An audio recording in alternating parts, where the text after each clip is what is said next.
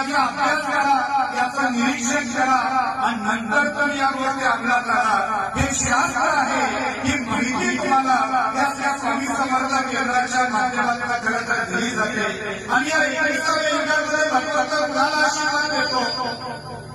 आज ज्याची निष्ठा आहे, विश्वास आहे, श्रद्धा आहे, तिथं भगवंताचा आशीर्वाद आहे. आणि निष्ठा काय आहे, विश्वास काय आहे, हे आम्हाला या तळेकडी गावाने शिकवले. लक्षात ठेवा, इतिहासामध्ये तळेकडीचं नाव आजारावर का आहे?